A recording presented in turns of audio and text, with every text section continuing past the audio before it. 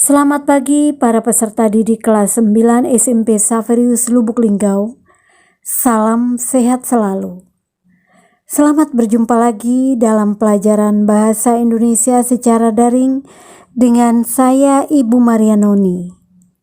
Apa kabar para peserta didik kelas 9 SMP Xaverius Lubuk Linggau? Tentu saja harapan Ibu Noni kabarnya baik-baik saja dan sehat-sehat selalu. Pada hari ini kita bersyukur kepada Tuhan karena kita diberi kehidupan sehingga kita bisa mengikuti pembelajaran daring mata pelajaran Bahasa Indonesia. Pada hari ini kita akan mempelajari KD 3.4 menelaah struktur dan ciri kebahasaan teks pidato persuasif tentang permasalahan aktual yang didengar atau dibaca. KD 4.4 menuangkan gagasan, pikiran, arahan, atau pesan dalam pidato, lingkungan hidup, kondisi sosial dan atau keragaman budaya secara lisan dan atau tulis dengan memperhatikan struktur dan kebahasaan. Sebelum kita memperdalam KD 3.4 dan KD 4.4, mari kita bersama-sama dari tempat kita masing-masing berdoa sesuai agama yang kita anut. Dari tempat kita masing-masing, marilah kita berdoa. Berdoa mulai.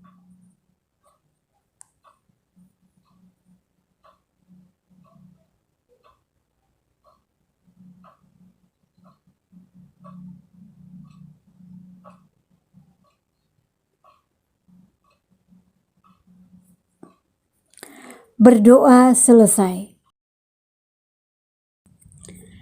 KD 3.4 menelaah struktur dan ciri kebahasaan pidato persuasif tentang permasalahan aktual yang didengar atau dibaca. KD 4.4 menuangkan gagasan, pikiran, arahan, atau pesan dalam teks pidato, lingkungan hidup, kondisi sosial, dan atau keragaman budaya secara lisan dan atau tulis dengan memperhatikan struktur dan kebahasaan. Tujuan pembelajaran: setelah mendengar dan atau membaca teks pidato yang disajikan, peserta didik diharapkan mampu 1.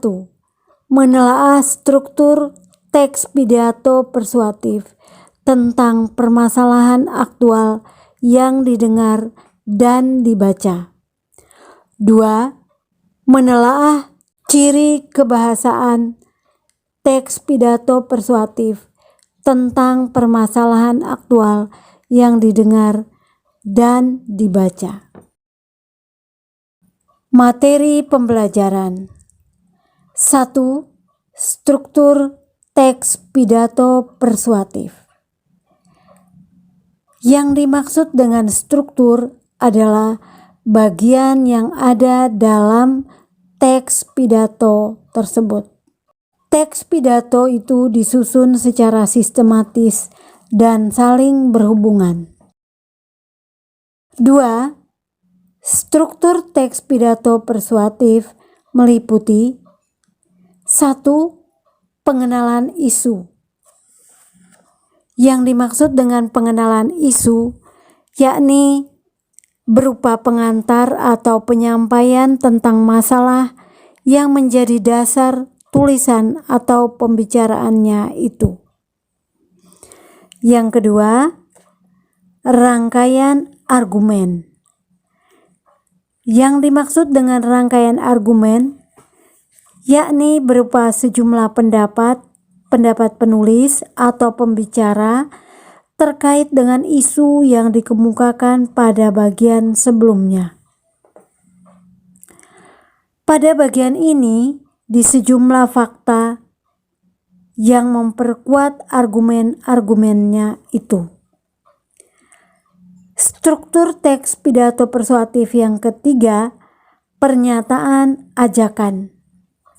Yang dimaksud pernyataan ajakan yakni sebagai inti dari teks persuasif yang di dalamnya dinyatakan dorongan kepada pembaca atau pendengarnya untuk melakukan sesuatu, bisa tersurat atau tersirat. Materi pembelajaran yang ketiga, kaidah kebahasaan teks pidato persuasif. Nah, di dalam sebuah teks pidato persuasif terdapat beberapa kaidah yang perlu kita dalami bersama. Yang pertama, menggunakan pernyataan langsung atau kata-kata sapaan orang kedua. Seperti contoh, hadirin atau Bapak Ibu atau saudara-saudari yang terkasih. Yang kedua, kaidah kebahasaan yang kedua, menggunakan kata-kata teknis. Kata teknis ini artinya kata atau istilah yang berkaitan dengan topik yang dibahas. Yang ketiga, menggunakan kata-kata penghubung yang argumentatif atau disebut konjungsi atau disebut juga kata tugas.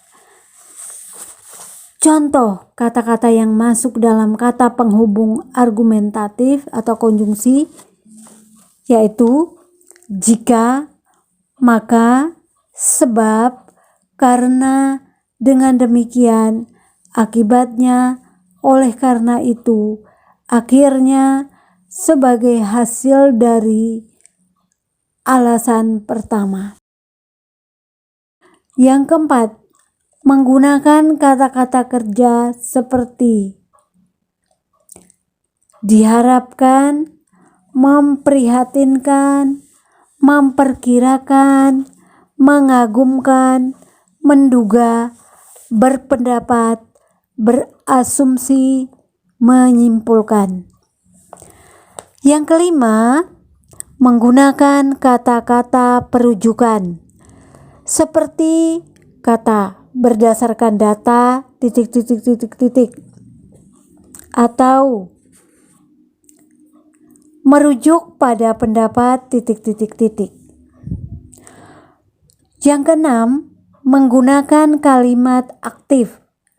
Kalimat aktif artinya kalimat yang predikatnya berawalan me dan bisa dipasifkan. Contoh, saat ini bangsa Indonesia sedang mengalami situasi sulit. Saat ini termasuk keterangan waktu, bangsa Indonesia subjek sedang mengalami predikat situasi sulit objek. Kaidah kebahasaan yang ketujuh yaitu pasangan kata sinonim dan antonim. Contoh kata sinonim, kata wanita atau kaum hawa. Contoh kata antonim yaitu laki-laki perempuan, tinggi rendah, dan lain-lain. Kaidah kebahasaan yang kedelapan, kata benda abstrak, artinya kata benda yang tidak dapat diraba. Contoh, kegembiraan, kesetiakawanan sosial. Kaidah kebahasaan yang kesembilan yaitu menggunakan kosakata emotif. Kosakata emotif artinya kata-kata yang berhubungan dengan emosi atau perasaan audiens. Contoh kalimat, mengapa kesadaran masyarakat akan dampak negatif menggunakan narkoba sangat minim?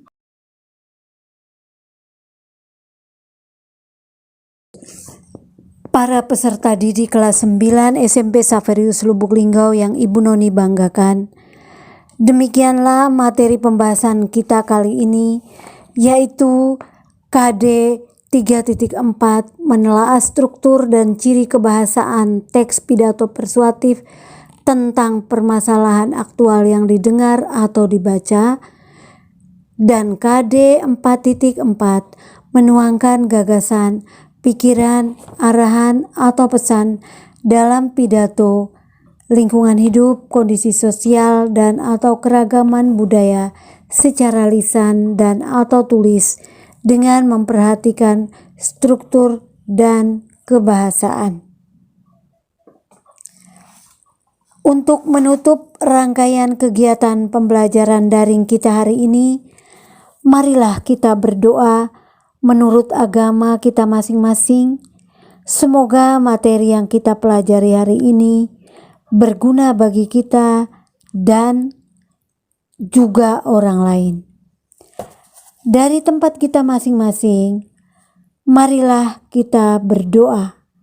Berdoa mulai.